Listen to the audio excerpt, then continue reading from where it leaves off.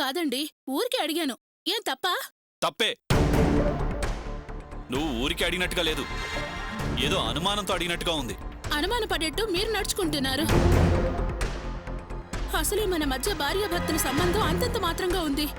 మీరిలా అర్ధరాత్రి అపరాత్రి ఫోన్లో మాట్లాడుతుంటే భార్యగా నేను భయపడినా? భయమా? దేనికి? నీకు నా మీద నమ్మకం లేదా? నమ్మకం ఉండే ప్రేమించి పెళ్లి చేసుకున్నాను. కానీ ఈ మధ్య ఆ నమ్మకం కాస్త సన్నగిల్లింది. సన్నగిల్లటానికి కారణం ఏంటో? ప్రేమ తగ్గింది, చిరాకు పెరిగింది, మాట కరువైంది, దూరం పెరుగుతోంది. అయిందానికి కానిదానికి విసుకుంటున్నారు.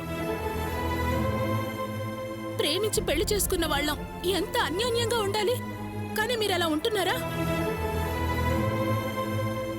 ప్రతి దానికి నన్ను తప్పు పడుతున్నారు.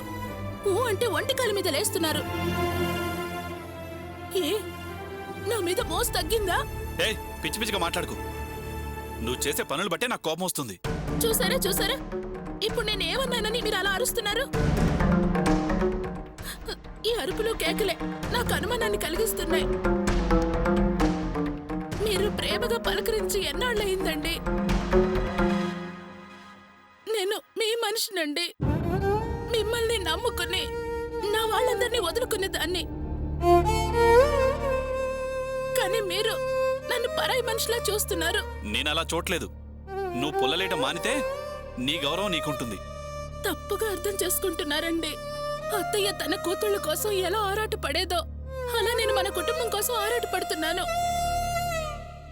మీరేమో అపార్థం చేసుకుంటున్నారు.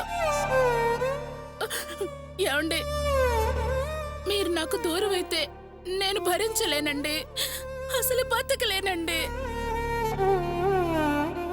అరమరికలు లేకుండా ఆనందంగా కలుసుందామండి. దయచేసి నాకు అన్యాయం చేయకండి, అన్యాయం చేయకండి.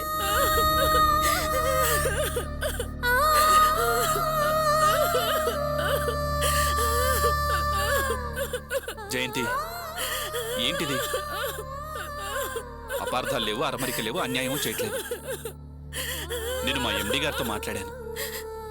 నువ్వే అపార్థం చేసుకుని అనవసరంగా బాధపడుతున్నావు.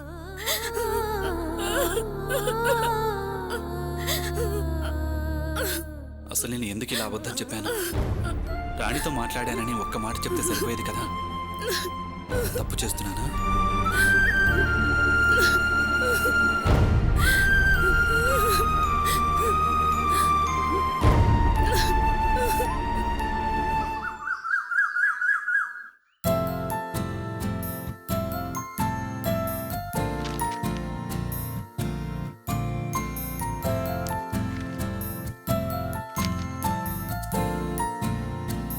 మిస్టర్ వినోద్, మన విజయవాడ బ్రాంచ్ పరిస్థితి చాలా వర్స్ట్గా ఉంది. అకౌంట్ స్టేట్మెంట్స్ చూశాను, చాలా పూర్గా ఉన్నాయ్యా. సార్, మనం ఆ బ్రాంచ్ ఇన్స్పెక్షన్ చేసి చాలా కాలం అయింది. ఒకసారి విజిట్ చేసి ఇన్స్పెక్షన్ చేస్తే ప్రాబ్లమ్స్ అన్ని క్లియర్గా తెలుస్తాయి. అవును సార్, నాకు సార్ చెప్పిందే కరెక్ట్ అనిపిస్తోంది. పేపర్ చూసి ఓ నిర్ణయానికి రావటం కన్నా ఫిజికల్గా వెరిఫై చేయటమే మంచిది. మనం వెళ్తేనే వాస్తవాలు తెలుస్తాయి. కరెక్ట్ రాణి, నేను అదే ఆలోచించాను. నేను అనుకున్నదే మీరు అన్నారు. సో రేపు మీరిద్దరూ విజయవాడ వెళ్ళి ఇన్స్పెక్షన్ చేసి రండి. వచ్చాక మీ రిపోర్ట్ని బట్టి ఫర్దర్గా ప్రొసీడ్ అవుదాం. మేమా? అవును, మీరెళ్ళటమే మంచిది. మీ అంత బాధ్యతగా మరెవరూ ఇన్స్పెక్ట్ చేయలేరు. సార్, ఇక్కడ ఆడిటింగ్ జరుగుతుంది. మేమిద్దరం విజయవాడ వెళ్తే ఇక్కడ పని ఆగిపోతుంది. అందుకని నేను ఇక్కడే ఉంటాను సార్. సార్ మాత్రం వెళ్ళొస్తారు. ఒక్కరు వెళ్తే 2-3 రోజులు పడుతుంది. మీరిద్దరూ వెళ్తే 1 డేలో వర్క్ పూర్తి చేస్తారు. ఏ డెసిషన్ అయినా వెంటనే తీసుకోవడానికి వీలవుతుంది. అది కాదు సార్. వినోద్, మీరిద్దరూ వెళ్ళడానికి ఎందుకు హెసిటేట్ అవుతున్నారు? విజయవాడ వెళ్ళడానికి మీకేమైనా ప్రాబ్లమా? అబ్బే, అలాంటి ప్రాబ్లం ఏం లేదు సార్. అబ్బే, అదేం లేదు సార్. మరి ఎందుకు వెనక ముందు ఆడుతున్నారు? ఏం లేదు సార్. సరే, మీరిద్దరూ కలిసి విజయవాడ వెళ్ళి వర్క్ పూర్తి చేసుకుని రండి. Okay? Okay sir. Okay sir. Okay, carry on.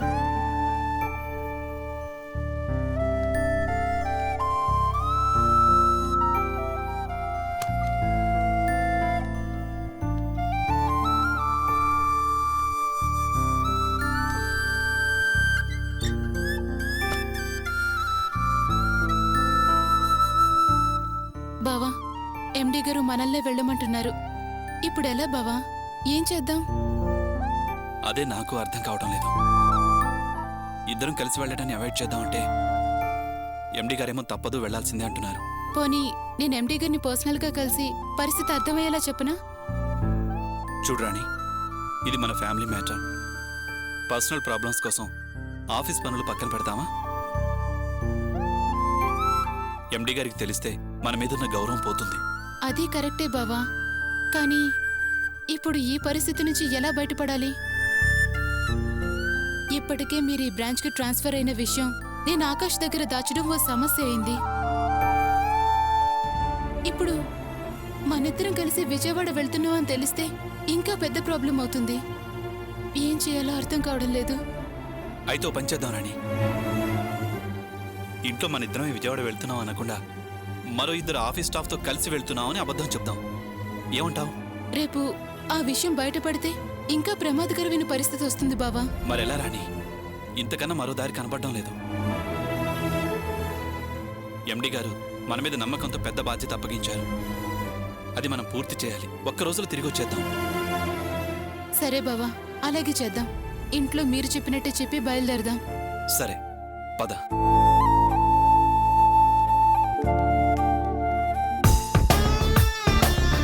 తప్పకుండా సార్. మీరు చెప్పిన టైంకే కార్ డెలివరీ ఇచ్చేస్తాను సార్. మీరు నా మీద పెట్టుకున్న నమ్మకాన్ని పోగొట్టుకోండి సార్. అలాగే సార్, డెఫినెట్గా. Thank you sir. ఏనందిని, బ్యాంక్ వెళ్ళి వస్తున్నావా? అవును గోపి. అవును, నిన్న పోలీస్ స్టేషన్లో ప్రాబ్లం ఏం కాలేదుగా? అంతా బాగానే జరిగిందిగా? ఏ ప్రాబ్లం లేదు. అసలు ఎఫ్ఐఆర్ కూడా రాయలేదు. ఏదో చిన్న క్లాస్ పీకి మీ నాన్నను కంట్రోల్లో ఉండమని చెప్పారు. నేను వాసు వాళ్ళమ్మ అలాగే అని హామీ ఇచ్చిన తర్వాత వదిలేశారు. పోన్లే, కోర్టని కేసులని ఈ తలక నొప్పులేం లేవు. చాలా హ్యాపీ. అంతా బాగానే జరిగింది. కానీ అలా స్టేషన్ నుంచి బయటికి రాగానే ఆయనకు ఒకటే దగ్గు. దగ్గి హైరాణ పడిపోయారు. ఆవిడ భయపడిపోయి హాస్పిటల్కి వెళ్తామని చెప్పింది. అంకులేమో ఏం లేదు, పొలమారింది, హాస్పిటల్కి ఎందుకని అబద్ధం ఆడారు. పొలమారటం ఏంటి పొలమారటం? చాలా రోజుల నుంచి ఇలా దగ్గుతూనే ఉన్నావు కదా అని ఆవిడ వాదిస్తూనే ఉంది. అప్పుడు నేనే, ఏవంకుల్ మందులు వాడటం లేదా? ఆరోగ్యం జాగ్రత్తగా చూసుకోవటం ముఖ్యం. వచ్చిన జబ్బు డాక్టర్ని చూసి రాగానే పోదు, చెప్పిన మందులు వాడితేనే తగ్గిపోతుంది అని చెప్పేసరికి ఆంటీ షాక్ అయ్యి డాక్టర్ని చూడడం ఏంటి, మందులు వాడటం ఏంటి అని ఆయన నిలదీసింది. అప్పటికి ఇంకా ఏదో చెప్పబోతుంటే అబద్ధం ఆడొద్దు, మీకు టీబీ వచ్చిన విషయం నాకు తెలుసు అనేసరికి ఇద్దరు షాక్ అయ్యారు. ఆవిడ చాలా భయపడింది. నేనే నచ్చ చెప్పి, భయపడకండి, ఈ రోజుల్లో టీబీ అనేది పెద్ద వ్యాధేం కాదు, ప్రమాదం ఏమీ లేదు, ఒక 6 నెలలు మందులు కరెక్ట్గా వాడితే తగ్గిపోతుందని చెప్పాను. అక్కడి నుంచి ముగ్గురం హాస్పిటల్కి వెళ్ళి డాక్టర్ను కలిసి మీ నాన్నగారిని ఇంటి దగ్గర దింపేసి ఇక్కడికి వస్తున్నాను. నందిని, నువ్వు రెస్ట్ తీసుకోమంటే మా నాన్న ఏమన్నాడు? సరే అన్నాడా?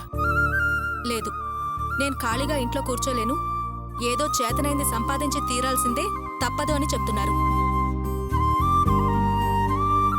అలా అయితే కూర్చుని సంపాదించేలా షాప్ ఏదైనా పెట్టుకోమంటే దానికి మీ నాన్నగారు ఏమన్నారో తెలుసా? షాప్ పెట్టుకోవాలంటే 3 లక్షలు కావాలి, 3 పూట్ల తినడానికి తిండే లేదు, పెట్టుబడి ఎక్కడి నుంచి తీసుకొస్తానని ఎదురు ప్రశ్న వేశారు. వెంటనే నేను చెప్పాను, పెట్టుబడి గురించి మీరేం దిగులు పడద్దు, అవన్నీ నేను ఏర్పాటు చేస్తానని చెప్పాను.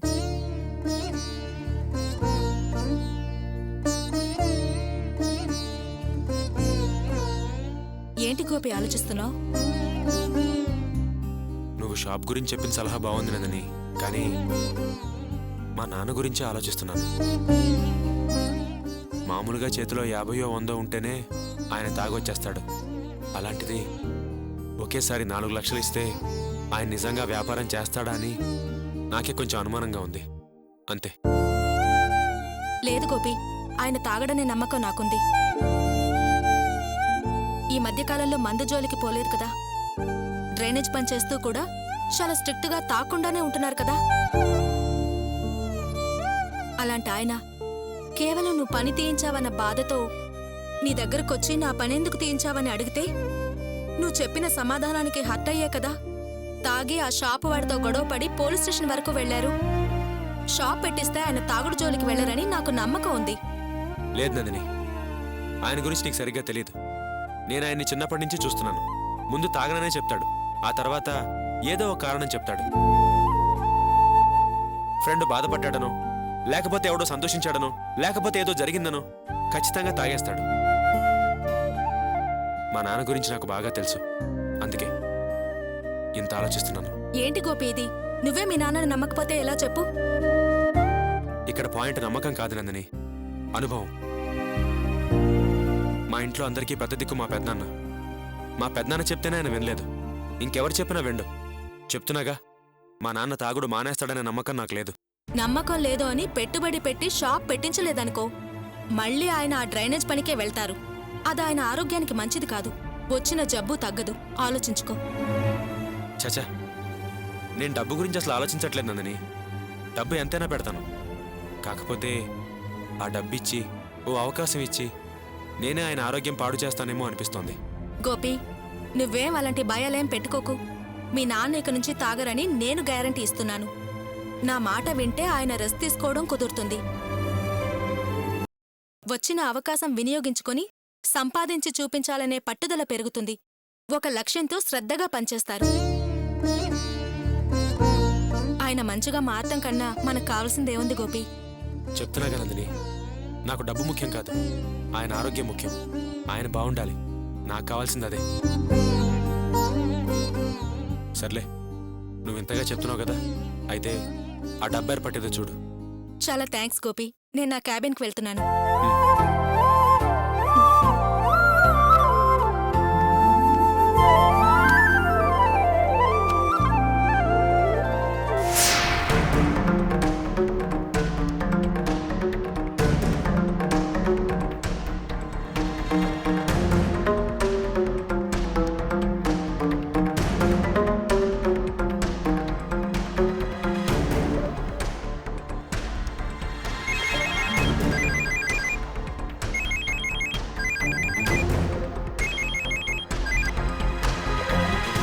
హలో, మేడం, నేను ఆఫీస్ నుంచి డ్రైవర్ మాట్లాడుతున్నాను. మిమ్మల్ని ఎన్నింటి పికప్ చేసుకోవాలి? కాసేపు వెయిట్ చేయండి, నేనే ఫోన్ చేస్తాను.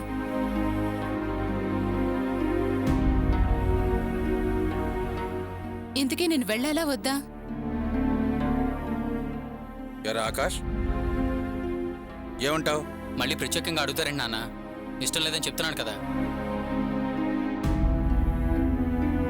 ఇది తెలివిగా మీ ముందు పంచాయతీ పెట్టి నన్ను బలవంతంగా ఒప్పించాలని చూస్తుంది. ఇది వెళ్ళటానికి వీల్లేదు. అలా అంటే ఎలారా? ఆఫీస్ పని అన్నాక వెళ్ళాలి కదా. కుదరదు, రాను అంటే వాళ్ళు ఒప్పుకుంటారా? ఈ అనవసరమైన పంతాలేమిట్రా? పంతాలేంటమ్మా? అంతమంది మగాళ్ళు వెళ్తున్నారు. ఈవిడ ఒక్కరితో వెళ్ళకపోతే ఏంటి నష్టం అంట? ఆఫీస్లో మగాళ్ళతో కలిసి పనిచేసేటప్పుడు మగాళ్ళతో కలిసి వెళ్ళాలి కదా. మేనేజర్గా నేను వెళ్ళకపోతే నా పని ఎవరు చేస్తారు? అంతా వ్యాన్లో వెళ్తున్నాం.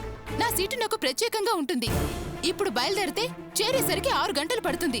అక్కడ ఓ 2 గంటల పని. రాత్రి 8-9 గంటల కల్లా తిరిగి వచ్చేస్తాం. ఈ మాత్రం దానికి నువ్వెందుకంత అబ్జెక్షన్ చెప్తున్నావు? చూడరాణి, వాడికి ఇష్టం లేదంటున్నాడుగా, ఎందుకు ఇంకా ఆ విషయం గురించి నువ్వు వివరించడం, వాడు నువ్వు తగు పట్టడం? వదిలే, హెల్త్ బాగలేదని చెప్పి మానేసేయి. ఈ రోజు ఏదో ఒక వంక చెప్పి సెలవు పెట్టి మానేయచ్చు మావయ్య.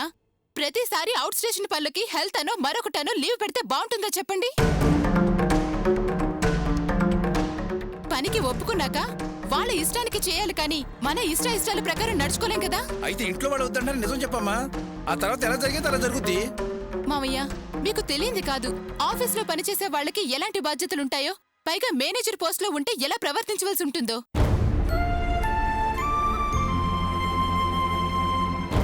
నేనే ఇలా చెప్తే నా కింద పనిచేసే వాళ్ళు ఎలాంటి కారణాలు చెప్తారు, ఎలా కామెంట్ చేస్తారు? ఆ తర్వాత ఆఫీస్లో పనిచేయడం ఎంత తలనొప్పిగా ఉంటుంది. మీరొకసారి ఆలోచించండి మావయ్య. అందుకని వాళ్ళు చెప్పిన పనులన్నీ చేయాలా? చూడు, ప్రతి పనికి కొన్ని హద్దులంటూ ఉంటాయి. నువ్వే క్యాంపులకు వెళ్ళాల్సిన లేదు కానీ ముందు ఆ ఉద్యోగానికి రాజీనామా చేసి ఇంట్లో కూర్చో. రాయ్, బుద్ధి లేకుండా మాట్లాడుకో. మన ఇంట్లో కాస్త కొంచెం సంపాదించేది రాణినే. రాణి ఇంట్లో కూర్చుంటే మన యూదులో కూర్చుని ముష్టెత్తుకోవాలి.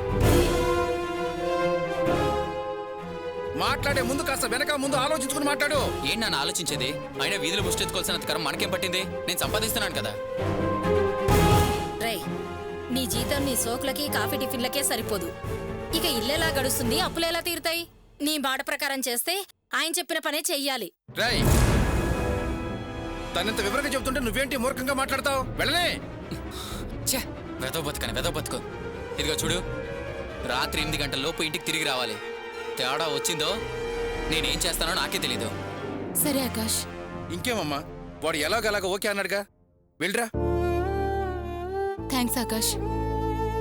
మామయ్య, నేను ఇప్పుడే డ్రైవర్కి ఫోన్ చేసి చెప్తాను. చెయ్యమ్మా. చెప్పండి మేడం. డ్రైవర్, నేను ఒక హాఫ్ అన్ అవర్లో రెడీ అవుతాను, నువ్వు వచ్చేసే. అలాగే మేడం. మామయ్య, నేను రెడీ అయి బయలుదేరుతాను. అలాగేనమ్మా.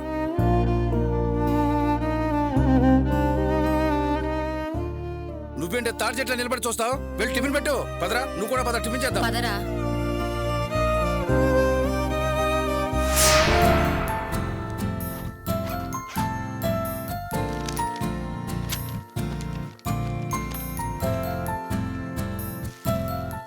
వరలక్ష్మి, నేను బయలుదేరుతున్నాను, కాస్త మంచిలు తీసురా. తెస్తున్నానండి. ఏంట్రా వినోద్, బ్యాగ్ తీసుకుని బయలుదేరుతున్నావు? ఆఫీస్ పని మీద విజయవాడ వెళ్తున్నానన్న. ఏరా, ఒక్కడివే వెళ్తున్నావా? మళ్ళీ ఎప్పుడొస్తున్నావు? అది నేనొక్కడనే కాదమ్మా, మా ఎండి గారు ఇంకా ఆఫీస్ స్టాఫ్ కూడా కలిసి వెళ్తున్నాం. పని అయిపోగానే ఎంత రాత్రైనా తిరిగి బయలుదేరుతాం. ఒకవేళ పని పూర్తి కాకపోతే ఉండాల్సి వస్తుందేమోనని ఎక్స్ట్రా డ్రెస్ తీసుకెళ్తున్నాను. జాగ్రత్తగా వెళ్ళరా. అలాగేనమ్మా, వస్తానమ్మా. ఇదిగో. ఏమండి, ఒక 200 ఉంటే ఇవ్వండి.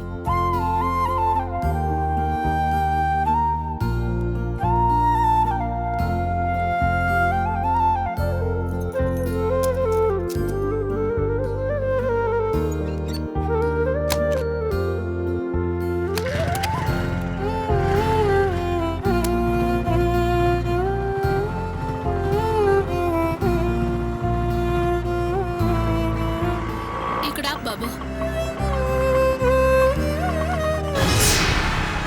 ఏమండి, ఏమండి?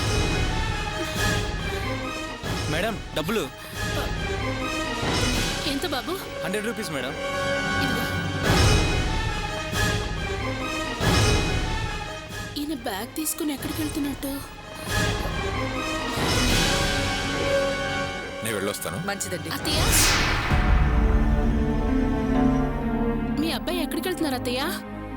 ఏం అలా అడుగుతున్నావు? వాడు నీకేం చెప్పలేదా? లేదత్తయ్య, బ్యాంకుకి వెళ్లే ముందు బట్టలు సర్దుతున్నారు. వెళ్ళొచ్చిన తర్వాత అడుగుదాం అనుకున్నాను. వచ్చేలాగా బయలుదేరిపోయారు.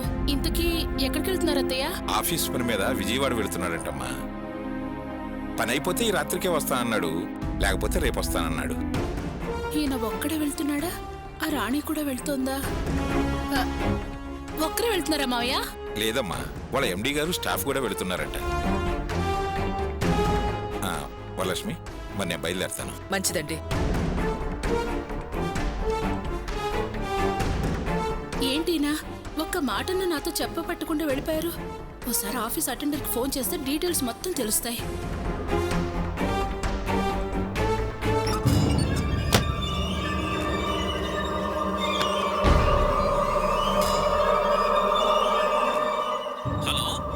హలో, నేను వినోద్ గారి మిస్సెస్ ని మాట్లాడుతున్నాను.